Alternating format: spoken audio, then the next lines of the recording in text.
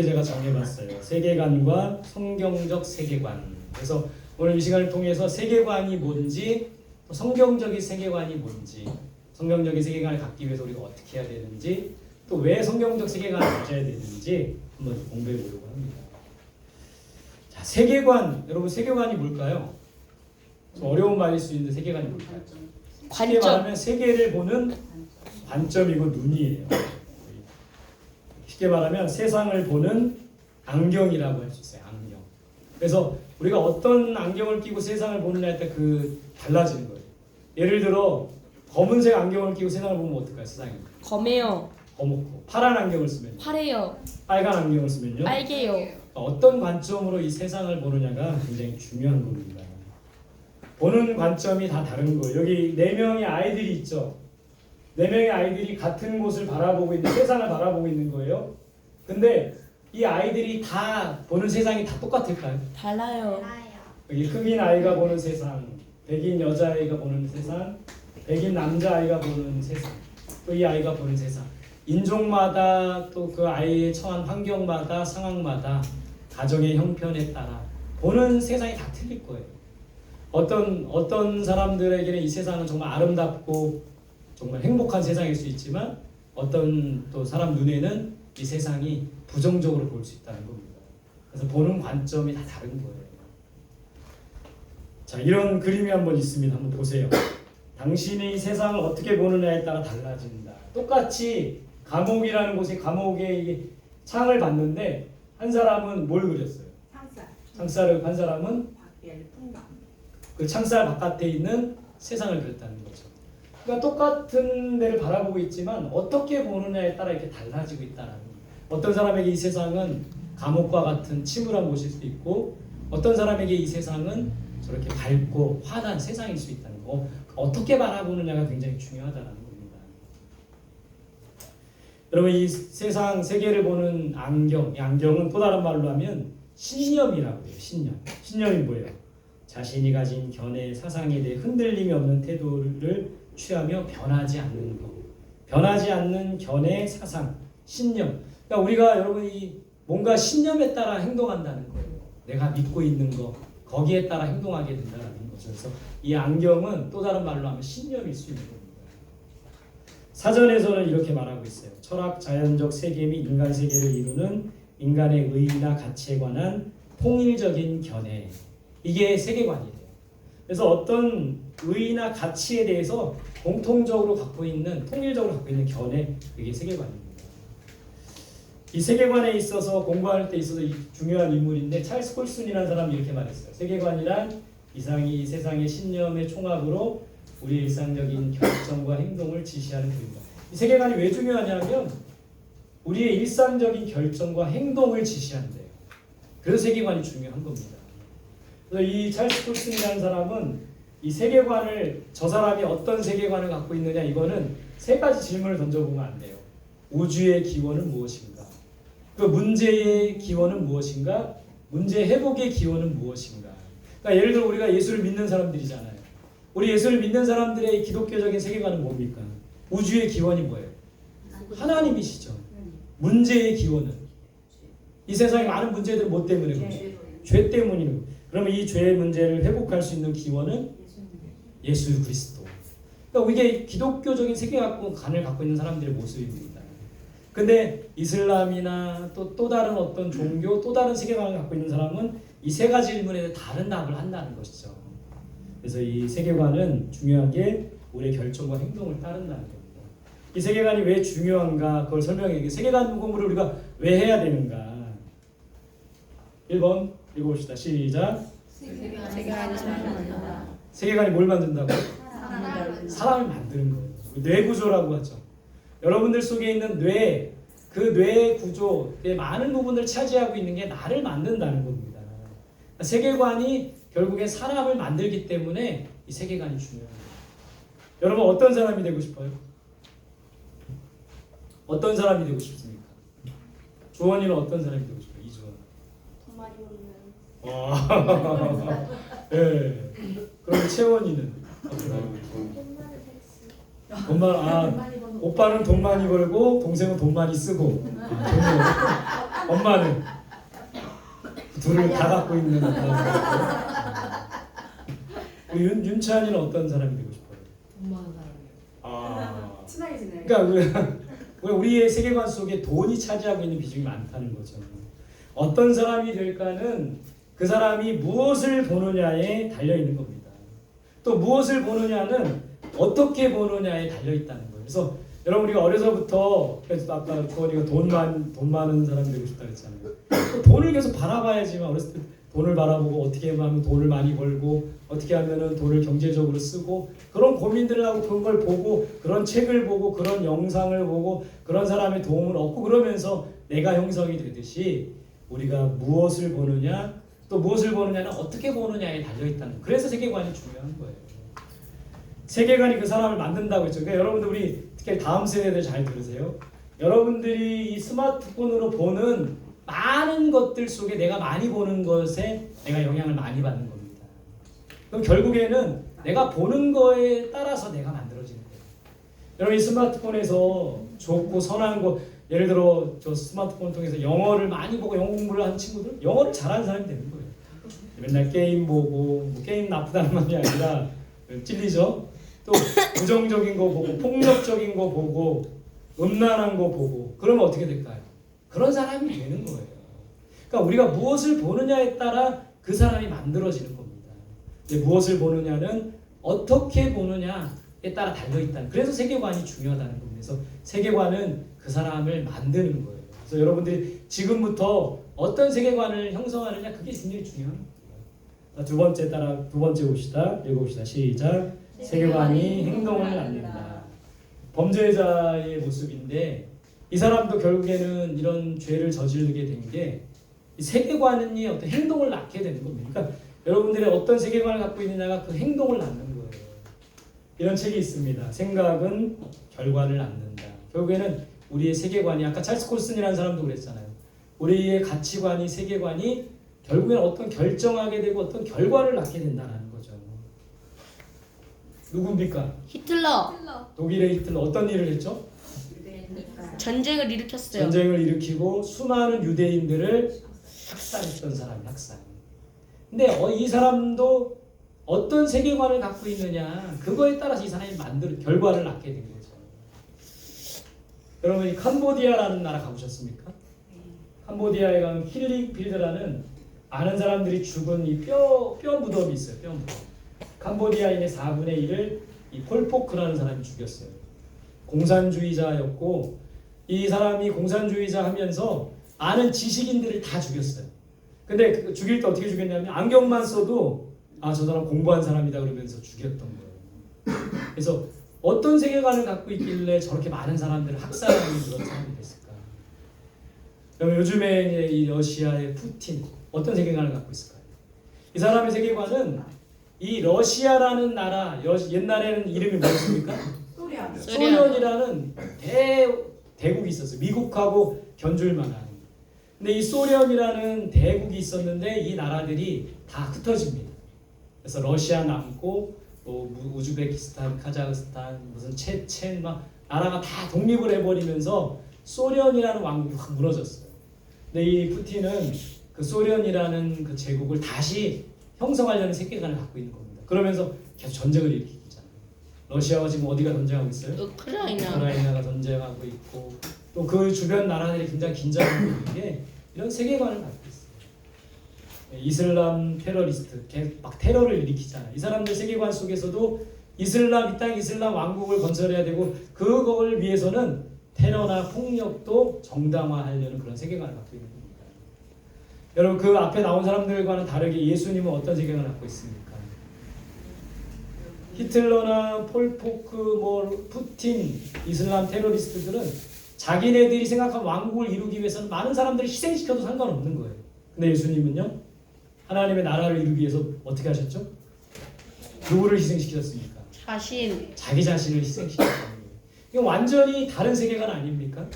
그러니까 이렇게 세계관이 어떤 결과를 낳는 거예요. 행동을 낳고 결과를 낳게 된다는 거죠. 그래서 우리가 어떤 세계관을 가질 건가? 여러분 어떤 세계관을 갖고 싶어요? 히틀러와 같은 생각을 갖고 싶습니까? 아니요. 나만 잘 되면 돼, 우리나라만 잘 되면 돼 이 생각으로 많은 사람을 유대인들을 학살하고 희생시키고 그런 세계관을 가져야겠어요? 예수님처럼 하나님의 나라를 이루기 위해서 내가 희생하는 그런 세계관을 가져야겠죠. 그래서 세계관이 중요한 겁니다. 배워봅시다. 시작. 한 사람이 순종하지 아니함으로 한 사람이 죄인 된 것 같이 한 사람이 순종하심으로 많은 사람이 의인이 되리라. 여러분 그만큼 한 사람이 중요한 겁니다. 한 사람 때문에 많은 사람이 희생될 수도 있고 한 사람 예수님 한 사람 때문에 많은 사람이 살아갈 수도 있게 된다는 거예요. 우리가 바른 세계관을 가져야 됩니다. 세 번째는 한번 읽어보세요. 시작. 세계관이 세상을 만든다. 결국에 세계관이 사람도 만들고 세계관이 어떤 결과도 만들고 세계관이 이 세상도 만들어가는 거예요. 이런 세계관을 갖고 있는 사람들이 이 세상을 만드는 거예요. 그래서 전쟁이 나는 것도 그리고 유대인들이 학살당하는 포로 수용소로 끌려가는 모습인데 학살되는 것도 이런 테러, 이슬람 테러리스트들이 테러하는 것도 세계관에 따른 그런 결과라는 거죠. 반대로 예수님이 이 땅에 오셔서 평화를 주셨다는 거죠. 하늘에는 영광, 땅에는 평화. 그래서 우리가 예수님의 세계관, 즉 성경적 세계관을 가져야 되는 이유가 여기에 있다는 겁니다. 세계관이 중요한 이유 세 가지 뭡니까? 사람을 만든다. 세계관이 사람을 만든다. 그 세계관이 행동을 낳는다. 세계관이 세상을 만든다. 여러분 이 강의도 퀴즈가 있습니다. 네? 잠깐만요. 세계관 중요한 이유가 사람을 만들고 행동을 낳고 세상을 만들기 때문에 그래서 우리가 좋은 세계관을 가져야 되는 거예요. 자 그렇다면 이제 세계관에 대해서 공부했는데 성경적 세계관이란 뭘까? 성경적 세계관이 뭡니까? 세계관은 뭐라고 했죠? 세상을 보는 안경, 눈이라고 했죠. 그럼 성경적 세계관은 뭐예요? 성령을 보는 세계관. 성령을 보는 눈. 성경을 보는 세계관일까요? 성경을 통해 세상을 보는 거죠. 그게 세계관이죠. 그러니까 성경을 통해 세상을 보는 겁니다. 세상을 보는 안경이 세계관이라고 했다면 성경적 세계관은 그 안경이 뭔 거예요? 성경이에요. 성경. 성경을 가지고 세상을 보는 거예요. 성경을 통해 세상을 보는 거죠. 성경적 세계관에 세 가지 뿌리가 있는 거예요. 성경적 신앙관, 성경적 인간관, 성경적 역사관. 제가 이거에 대해서 좀 설명해요. 성경적 세계관, 성경을 통해 세상을 보려면 성경적 신앙관, 인간관, 역사 이걸 잘 세워야 돼요. 성경적 신앙관은 신앙이 뭡니까? 하나님을 알아가는 게 신앙이잖아요. 하나님이 어떤 분이신가 그걸 아는 게 신앙입니다. 그래서 우리가 이 성경적 세계관을 가지려면 이 성경적 신앙관, 하나님이 어떤 분이신가에 대해서 고민해야 돼요. 어떤 분이시죠? 하나님은 창조주 하나님, 이 세상을 창조하신 분이죠. 또 하나님은 어떤 분입니까? 구원자시죠. 구원자 예수님. 또 하나님은 어떤 분이시죠? 성부 하나님, 성자 하나님. 또 누구예요? 성령. 보혜사 성령님. 삼위일체 하나님이시죠. 하나님은 창조자 하나님이시고 구원주 예수님이시고 보혜사, 우리를 도와주시는 보혜사 성령님이라는 거예요. 그 기초 위에 성경적 세계관이 서는 겁니다. 두 번째는 이제 성경적 인간관이에요. 인간이 뭡니까? 어떤 존재예요? 네? 본질상 죄. 죄인이죠. 죄인이고 또 인간은 어떤 존재입니까? 영적인 존재입니다. 하나님께서 아담과 하와를 만드셨죠. 흙으로. 그 코에 뭘 불어넣으셨다고요? 생기. 그 생기가 생명이 된지라. 그래서 우리는 원래 흙으로 만든 사람인데 우리 코에 생기, 성령이 부어져서 이렇게 살아갈 수 있는 사람이 되는 거예요. 그렇다면 우리 인간은 영적인 하나님과 교제하려면 뭐가 필요한 겁니까? 하나님의 영, 성령이 필요한 거죠. 세 번째, 역사관이에요. 이제 신앙의 역사관. 역사는 누가 주관하십니까? 하나님께서 이 모든 세계 역사를 주관하세요. 그걸 여러분들 믿으십니까? 네. 성경적 세계관에 네 가지 구조가 있어요. 그러니까 이 성경적 세계관이 어떻게 형성이 되어 있냐면 네 가지: 창조, 타락, 구속, 완성. 그래서 여러분 우리가 이 성경적 세계관, 성경을 통해 세상을 보는 건데 네 가지 구조가 중요해요. 네 가지. 그러니까 성경적 세계관 하면 네 가지 구조를 생각하면 돼요. 잘 들으셔야 돼요. 이게 첫 번째 창조. 읽어봅시다. 시작. 애초에 하나님이 천지를 창조하시니라. 여러분 이 창세기 1장 1절 말씀을 믿고 우리가 알아야지만 성경적 세계관이 시작이 되는 거예요. 태초에 하나님이 천지를 창조하셨다. 근데 여러분 학교에서 배운 건 뭡니까? 이거 배워요? 학교에서? 당군하라고 제가 네. 학교에서 뭐라고 배워요? 이건 창조론이라고 하는데 학교에서 뭘 배웁니까? 지나가는 세상이 어떻게 만들어졌대요? 원자가 조그마한 원자가 원소가 서로 부딪혀서 미생물이 되고, 그죠? 미생물이 또 서로 진화해서 뭐가 되고 생물이 되고, 또 생물이 진화해서 동물이 되고, 원숭이가 진화해서 사람이. 그걸 배웠잖아요. 근데 여러분 성경적 세계관과는 완전히 반대. 그러니까 우리가 세계관을 공부할 때 진짜 세계관이 있고 거짓된 세계관이 있는 겁니다. 근데 우리는 하나님을 믿고 이 말씀을 믿는다면 우리는 이 창조적 세계관 속에서 살아가야 되는 사람이 되어야 되는 거예요. 근데 세상에서 가르치는 세계관은 뭡니까? 이거 반대되는 걸 가르치잖아요. 그래서 우리가 올바른 세계관을 가질 필요가 있는 거죠. 그래서 창세기 1장 1절 여기서부터 이제 이 세계관이 시작이 되는 거예요. 여러분 이 말씀을 믿으십니까? 믿으십니까? 이 믿음에서부터 이 세계관이 시작이 되는 거예요. 근데 이제 천지를 창조하셨는데 아담과 하와를 만드셨죠. 그리고 빛을 만드시고 총 만드시고 마지막에 사랑 아담을 만드셨고 갈빗대를 칠해서 하와를 만드셨는데 그 안에 누가 등장합니까? 네. 아담과 하와를 만들고 이 동산 에덴 동산 안에 모든 것을 먹고 마시고 했는데 먹지 말라고 한 게 있죠. 그게 뭐죠?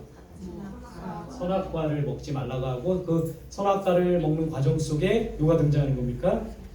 뱀이 등장하는 거죠. 뱀, 마귀, 뱀이 등장하는 거죠. 뱀은 그래서 여러분 보세요. 이 창조 질서는 주화생이라고 해요. 한문으로 하면 주는 누굽니까?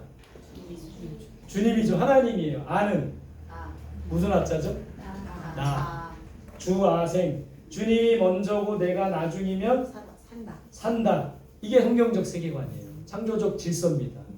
근데 이제 이 선악과를 따먹지 말라고 했잖아요. 마귀가 또 유혹했잖아요. 그러면서 이 주화생이 바뀌는 거예요. 뭘로? 주 무슨 글자입니까? 사. 내가 먼저가 되고 주님이 나중에 되면 어떻게 된다?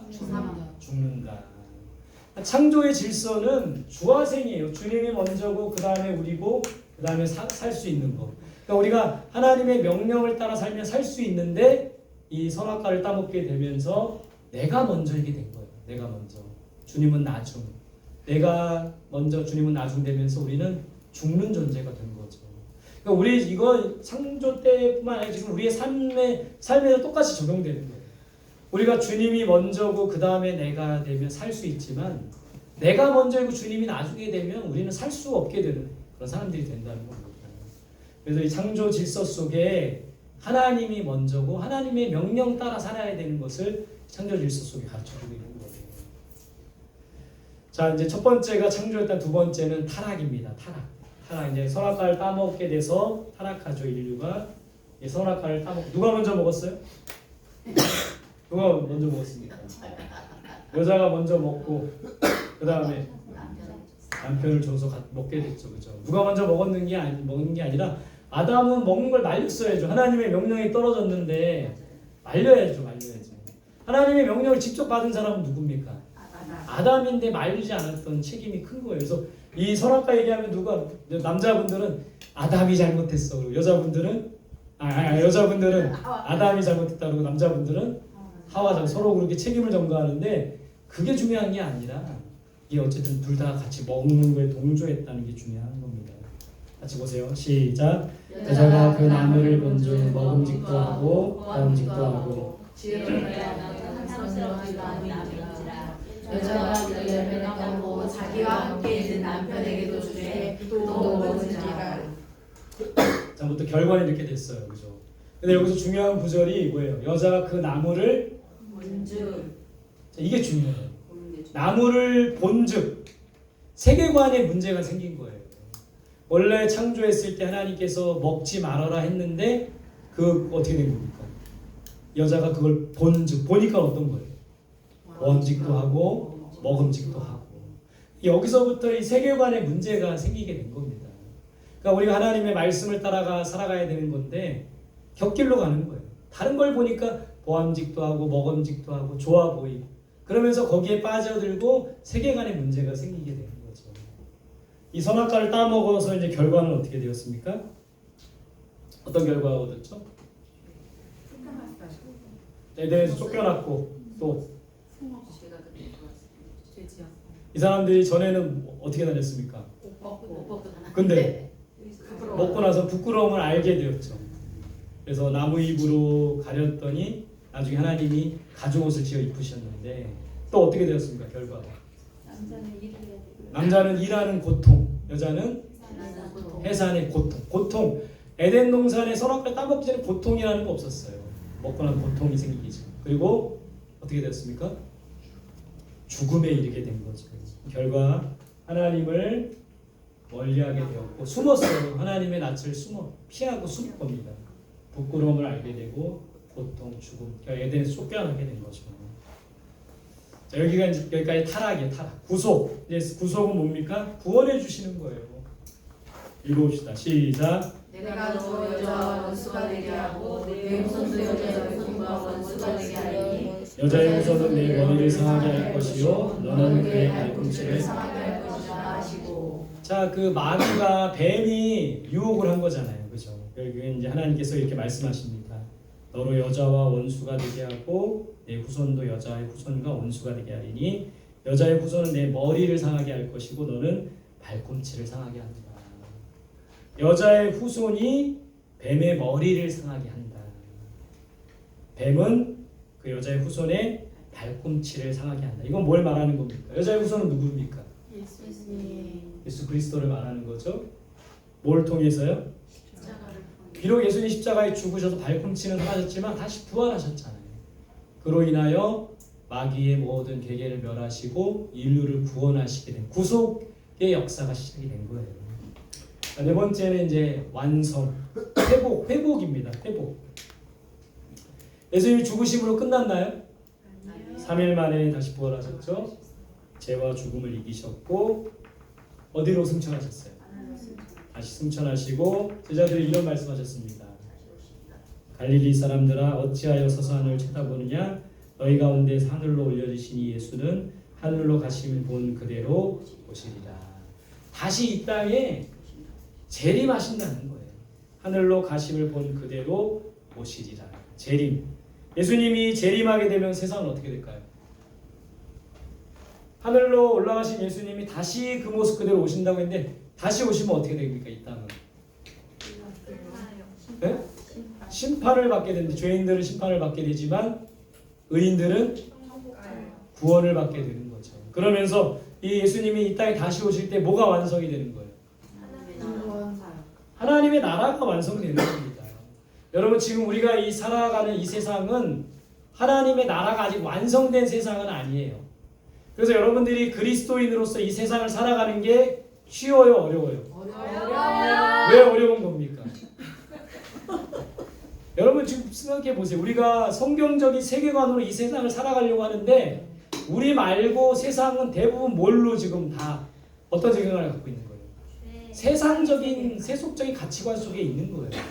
그런 우리들이 하나님의 말씀대로 살아가고 믿음으로 살아가기에는 너무너무 힘들고 어려운 겁니다. 아직 하나님의 나라가 완성되지 않은 거예요. 근데 우리 그리스도인들은 그런 세상 속에 하나님의 나라를 선포하고 하나님께서 다스려 주시는 나라가 되도록 계속 힘써야 되는 거죠. 근데 결국에는 이 어렵고 힘든 이 세상살이가 예수 그리스도께서 이 땅에 다시 오시는 그때에 하나님의 나라가 완성이 되고 우리 그리스도인들은 완전한 구원에 이르게 된다는 겁니다. 이게 바로 여기서 말하는 이 창조와 타락과 구속과 완성이 회복이 성경적인 세계관이에요. 그래서 네 가지 구조가 뭐라고요? 창조. 두 번째는 타락. 세 번째는 구속. 네 번째는 완성. 회복. 시험에 나옵니다. 그래서 이게 한마디로 성경적 세계관이 뭐냐? 이 땅을 창조하신 하나님, 그러나 인간의 죄로 타락했고 예수 그리스도께서 이 땅에 오셔서 우리를 구속하셨고, 근데 예수님이 이 땅에 와서 우리를 구속하셨으면 우리는 고통과 고난이 끝나야 되잖아요. 근데 왜 여전히 고통과 고난 가운데 있어요? 하나님의 나라가 완성되지 않았기 때문에. 언제 완성됩니까? 예수 그리스도가 다시 오실 때 완성된다. 그래서 우리가 이런 성경적인 세계관을 가지고 이 세상을 살아가야 된다라는 거예요. 자, 성경적인 세계관이 있는 반면에 또 뭐가 있는 겁니까? 네, 다음 주부터는 우리가 이 세상적인 세계관 중에 중요한 거 몇 가지를 이제 강의를 해주실 거예요. 네, 오늘은 대충 이 세상적인 세계관이 어떤 것들이 있는가, 이 성경적 세계관을 위협하고 성경적 세계관을 우리가 살아가려고 할 때 우리 안에 계속 힘들게 하고 어렵게 하는 세상적인 세계관이 어떤 건지 개요만 살펴보는 겁니다. 첫 번째는 뭐가 있어요? 인본주의. 제가 이 강의를 준비하면서 이태희 목사님이라는 분, 저랑 동갑 나이더라고요. 근데 이분이 미국에서 변호사를 하다가 법을 굉장히 잘하고 변호사를 하다가 한국의 목사님이 돼서 이런 법적인 부분들에 있어서 또 이제 성경적 세계관 학교를 쭉 하면서 이 세계관 운동을 하시는 분이에요. 그래서 이분이 쓰신 책, 또 이분의 강의를 좀 많이 보면서 좀 요약을 해봤는데, 이 이태희 목사님은 성경적 세계관을 반대하는 세계성적 세계관을 6가지로 정리를 했어요. 첫 번째가 인본주의입니다. 인본주의는 뭐예요? 그림에서 보듯이 사람의 생각이 중심이 되는 거예요. 그래서 아까 우리가 성경적 창조 질서가 주화생이라고 했죠. 근데 이 인본주의는 뭐예요? 아주생이라는 거예요. 아주생. 내가 먼저고 하나님이 나중이고, 그 결과로는 하나님과 분리되고 한계에 이르게 되고 우리 인간의 끝없는 결핍과 고난 속에 있게 된다는 겁니다. 그래서 인본주의는 주화생이 아니라 아주생인 거예요. 여러분, 인본주의의 중요한 이 철학자는 칸트라는 철학자 들어보셨어요? 네. 칸트 뭐라고 말합니까? 이 사람은 나는 해야 한다. 그러므로 나는 할 수 있다. 굉장히 인본주의적인 거죠. 나는 해야 된다. 나는 할 수 있다. 사람이 중심이 되는 생각입니다. 성경에서는 뭐라고 합니까? 이기적인. 빌립보 4장 13절에 뭐라고 하죠? 네. 이거가 바로 이 신본주의예요. 인본주의는 나는 할 수 있다, 나는 해야 된다, 나는 할 수 있다 하지만, 신본주의, 하나님 중심주의의 신본주의는 뭡니까? 능력 주시는 자 안에서 모든 것을 할 수 있다라는 거예요. 데카르트라는 철학자 들어보셨어요? 네. 뭐라고 합니까? 나는 생각한다. 고로 나는 존재해야 한다. 이 인본주의자들의 생각 속에 굉장히 중요한 게 뭐냐면 내 생각이라는 거. 생각함으로 존재한다. 인식론의 출발점이 된 데카르트인데, 이게 바로 이제 인본주의라는 겁니다. 이 사람도 혹시 아세요? 니체? 네, 알아요. 뭐라고 말했습니까? 신은 죽었다. 신은 죽었다. 결국에 인본주의, 나는 생각함으로 존재한다, 나는 할 수 있다라는 인본주의가 어디까지 발전됩니까? 결국에는 신은 죽었다, 하나님은 없다 라는 생각까지 발전하게 된다는 겁니다.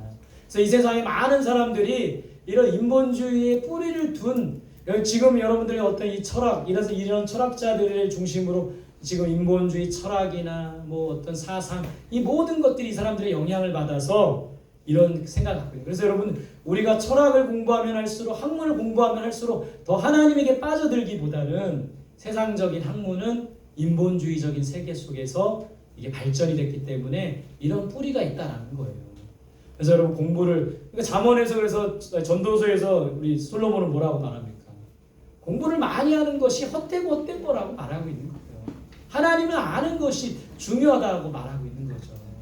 그래서 여러분, 우리 생각 속에도 인본주의적이고 사람이 우선되고, 여러분, 교회 공동체도 마찬가지예요. 사람이 중심이 되고 사람이 우선이 되면 안 되는 거예요.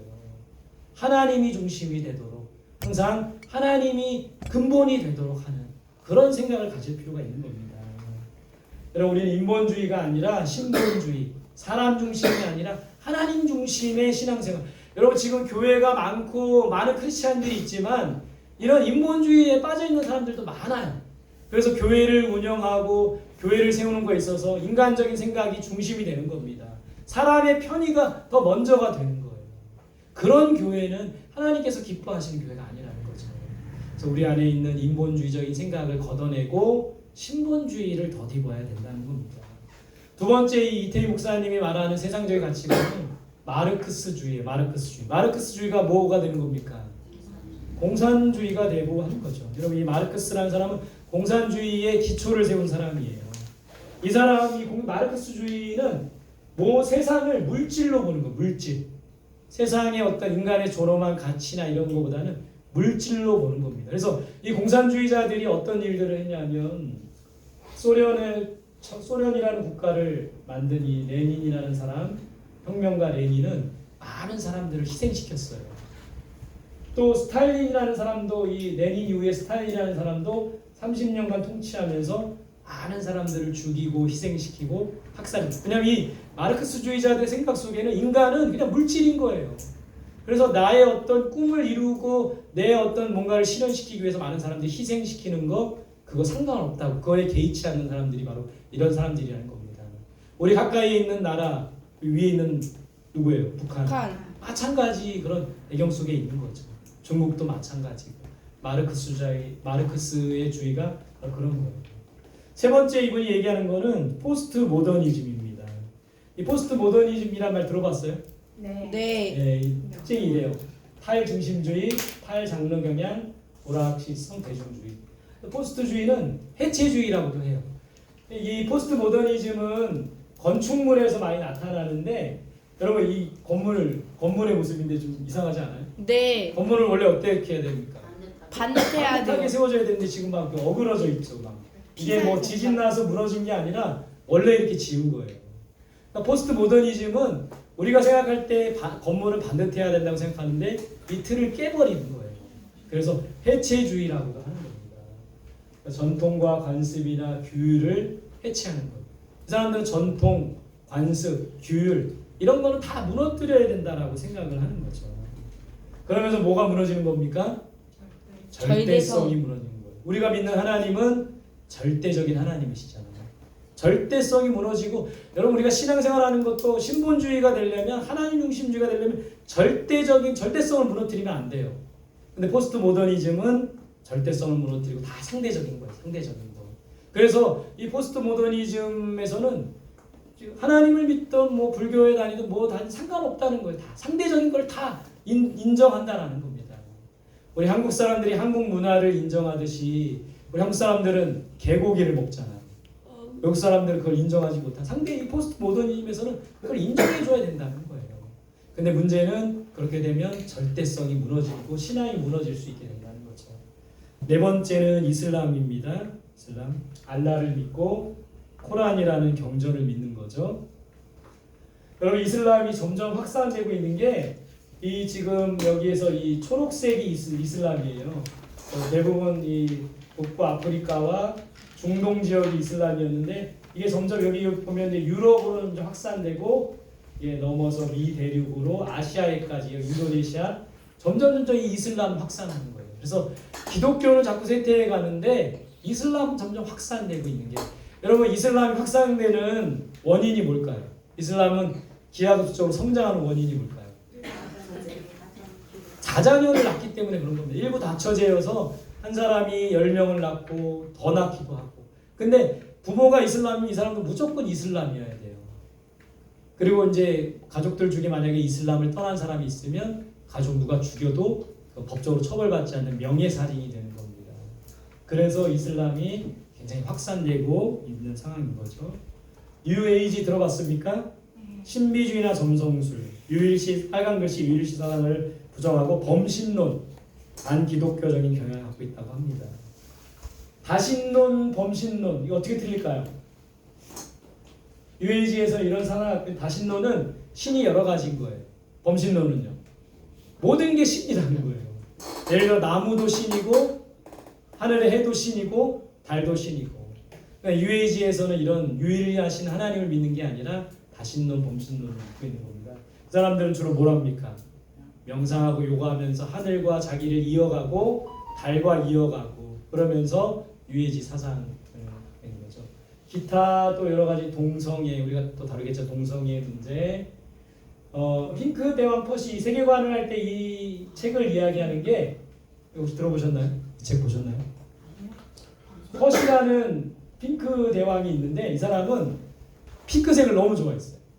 그래서 다 자기 왕궁을 다 핑크색으로 만들었어요. 기둥도 뭐 벽도 다 핑크색으로 만들어 버리고 게다가 거기서 그치지 않고 그 나라를 다 핑크색으로 만들라는 거예요. 산도 핑크색으로, 집도 핑크색으로. 그래서 핑크색으로 하지 않으면 처벌을 하는 거예요. 법을 만들었어요.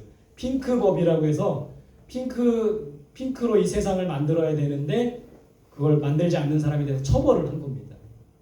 그래서 근데 이 사람이 온 세상이 어떻게 된 거예요? 핑크색. 핑크색이 되면 누구만 좋은 겁니까? 자기만 좋은 거잖아요. 자기만. 다른 핑크색을 싫어하는 사람도 있을 수 있잖아요. 근데 법을 만들어서 핑크법을 만들어서 이렇게 했는데, 근데 이 사람에게 근데도 이 세상이 여러분 생각해 보세요. 그렇게 명령했지만 다 핑크색이 될 수가 있습니까? 하늘에서 눈이 오는 걸 어떻게 핑크로 어떻게 할 수가 있겠어요? 그러니까 법을 만들어서 세상을 핑크빛으로 만들려고 했지만 그렇게 되지 못하니까 스트레스 받는 거예요. 근데 어떤 지혜로운 한 사람이 이 왕에게 제안을 했어요. 그게 뭐냐면 핑크색 안경을 끼라는 거였어요. 여러분 이게 세계관이라는 겁니다. 세계관. 동성애자들이 이 세상을 동성애화 시키려고 법을 만들고 있는 거예요. 차별금지법을 통과시켜서 그러니까 자기네들의 세계관을 이 세상에 만들려고 자꾸 하는 게 이게 그래서 이 세계관이 중요한 거라는 겁니다. 황금만능주의, 이 세상이 황금만능주의가 뭡니까? 뭐라고 돼 있어요? 돈만 있으면 무엇인지 할 수 있다. 우리 주원이 미안하지만 우리 여기에 빠져 있는 거예요. 우리가 주원이뿐만 아니라 주원이뿐만 아니라 우리 뭐 많은 사람들, 교회 다니는 사람들, 돈 많이 벌고 그러니까 주원이는 돈을 많이 벌고 싶어서 좋은 일을 많이 하고 그럴 거죠. 기부도 많이 하고 아닌가요? 근데 주원이뿐만 아니라 대부분 아이들한테 너 꿈이 뭐냐 그러면 돈 많은 백수래요. 돈 많은 백수. 그게 가능한 건가요? 어쨌든 돈을 많이 벌고 싶대요. 왜냐하면 돈이 많아야지 뭐든지 할 수 있으니까. 차도 사고 집도 사고 여자친구도 생기고 결혼도 잘할 수 있고 해외여행도 가고. 근데 우리가 여기에 빠져 있는 거예요. 돈만 있으면 무엇인지 다 할 수 있다는 생각. 돈은 필요한 겁니다. 또 하나님께서 우리에게 많은 돈을 주셔서 풍족하게 돼야 돼요. 그래야지만 나누며 섬기며 살 수 있잖아요. 근데 돈이면 모든 걸 할 수 있다라는 이런 생각, 배금주의라고도 하고 돈을 숭배하는 배금주의, 황금만능주의, 물질주의 여기에 빠지면 안 된다는 거죠. 우리 한국 사람들은 또 이 세계관이 많이 빠져 있어요. 유교. 어르신들이 뭐 예를 들어 뭐 아이들이 좀 뭐 이렇게 장난치고 떠들고 그러면 이놈 하면서 혼내는 게 다 왜 그런 거예요? 꼰대여서. 유교적인 세계관 속에 있는 거예요. 유교적인 세계관 속에. 그리고 여러분들 한번 생각해 보세요. 직업에는 귀천이 없다고 하잖아요. 근데 옛날에 저 학교 다닐 때 이런 노래가 유행했었어요. 뭐 누구 집 아버지는 똥 퍼요. 막 그런 거 들어보셨죠? 네. 그 뭐냐 하면 똥 푸는 일, 그런 환경미화원들이나 그런 꾸준히 일하는 사람을 약간 비하하는 모습입니다. 근데 여러분 우리 기독교 가치관에서는 세계관에서는 직업에 귀천이 없는 거예요. 어떤 일이든 최선을 다하면 유교에서는 어떤 생각 갖고 있는 겁니까? 산업공상이라고 하죠. 그러니까 이 글을 쓰고 가르치고 책 읽고 하는 거는 귀한 직업이지만 농사 짓거나 힘든 일 하는 거는 그렇지 않다라는 이런 유교적인 세계관 속에 우리가 또 빠져 있는 모습들도 있다라는 거죠. 그래서 똥 푸는 게 귀한 겁니다, 여러분. 그 일도 귀한 거예요. 또 이단. 여러분 신천지의 세계관은 세 가지로 설명할 수 있어요. 우리 기독교 세계관 아까 네 가지 구조가 뭐라 그랬죠? 기억합니까? 창조, 타락, 구속, 완성이죠. 근데 신천지 세계관은 뭐예요? 배멸구라고 해요. 배멸구. 배도, 멸망, 구원. 이런 세계관 속에 이 신천지에서 나가는 사람들을 배도한 사람들이라고 말합니다. 배도한 사람들은 결국엔 멸망당하고 우리 여기 안에 있는 사람들만 구원받는다. 그래서 이 사람들은 14만 4천, 요한계시록 14만 4천이라는 숫자, 14만 4천 안에 우리가 있어야 된다 말하고 그것을 중요시 여기는데 14만 4천이 넘어가니까 이제 그 얘기 안 한대요. 근데 어쨌든 이 사람들의 배도, 멸망, 구원이라는 세계관으로 가르치고 또 이렇게 한다는 겁니다. 많은 교회가 이 성공주의에 빠져 있어요. 우리 교회를 평가할 때 여러분 어떤 교회가 성공한 교회 같아요? 우리 교회 성공한 교회입니까? 네. 왜요? 니요? 다른 사람들이 볼 때 우리 교회 성공한 교회입니까? 왜 그런 거예요? 작아서. 우리 교회들이 여기에 빠져 있는 거예요. 성공주의에. 많은 목회자들이 많은 교회들이 사람이 많이 모이고 큰 성전이 있고 헌금이 많이 거쳐지면 성공한 교회. 그렇지 않으면 성공하지 않은 교회. 실패한 교회라는 성공주의에 빠져 있다라는 거죠. 우리 이 성공주의에 빠져 있는 겁니다. 자, 우리는 이런 세계관 전쟁 속에서 우리는 어떻게 해야 됩니까? 말씀 읽어봅시다. 시작. 너희는 이 세대를 본받지 말고 우리 마음을 새롭게 함으로 변화를 받아 하나님의 선하시고 기뻐하시고 온전하시고 분별하라. 중요한 말씀이죠. 이 말씀 계속 세계관에 있어 중요합니다.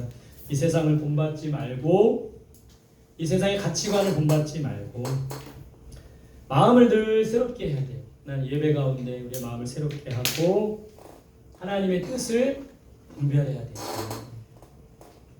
읽어봅시다. 우리는 어떻게 해야 됩니까? 시작. 너는 이스라엘 자손의 온 회중에게 말하여야 한다. 너희는 거룩하라. 이는 나 여호와 너희의 하나님이 거룩함이니라.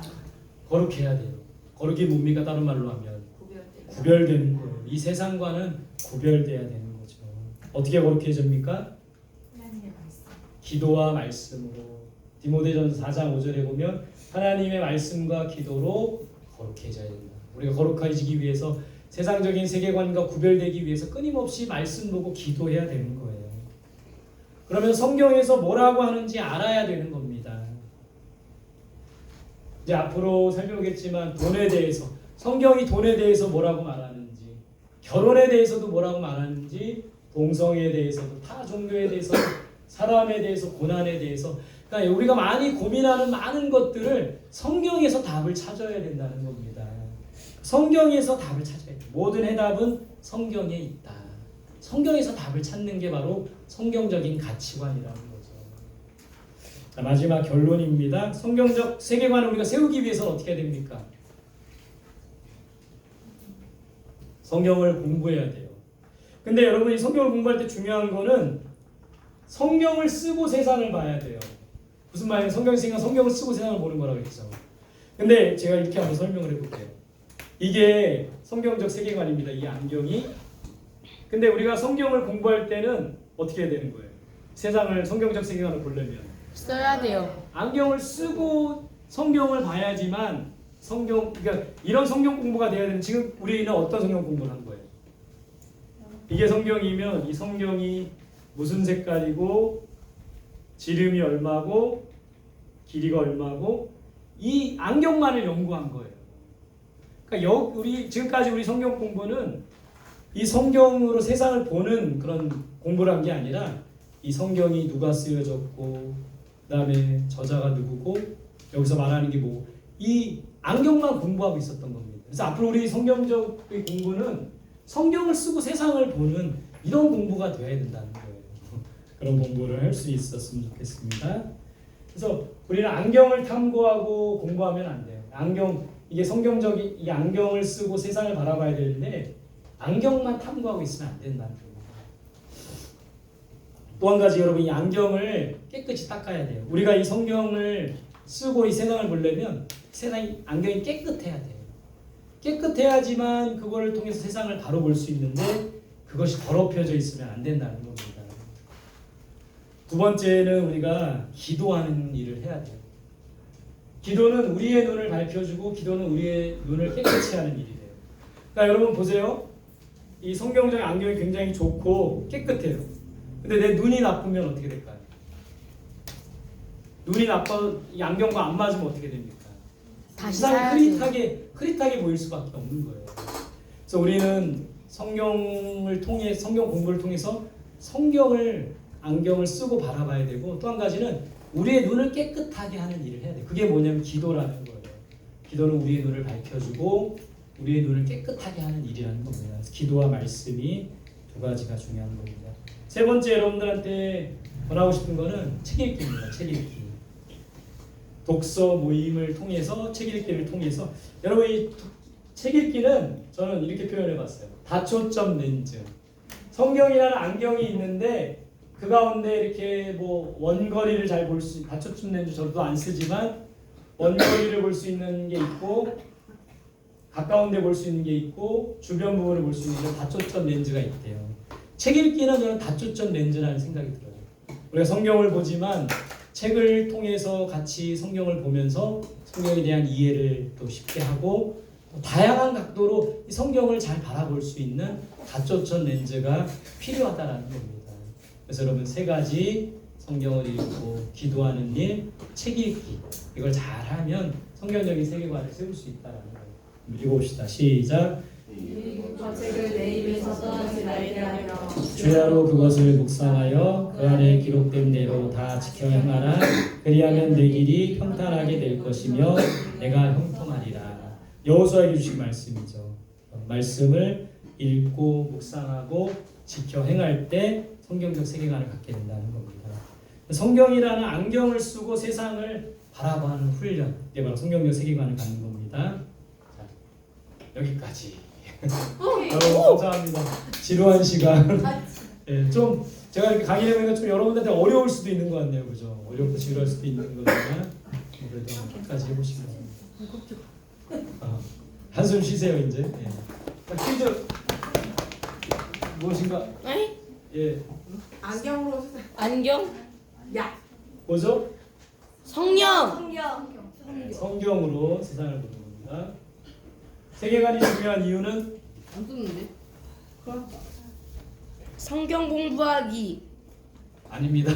예, 성우님. 세계관이 사람을 만든다. 아, 나 이거 하나밖에 안 썼다. 네.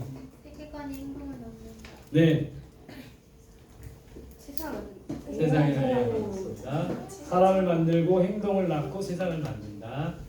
성경 세계관 세 가지 뿌리. 뭘 기초 위에? 예. 알고 뿌리가 되는 거. 창조? 이거 그건 아닌가? 구조고. 뭐죠? 뿌리? 성경적 신앙관, 성경적 세계관. 인간관. 인간관. 성경적 역사관. 신앙관, 인간관, 역사관. 성경적 세계관 네 가지 구조. 네, 창조. 네, 창조, 타락, 구속. 구속. 완성. 네. 완성이다. 잘 기억하면 됩니다. 자, 이제 나눔을 위한 질문이에요.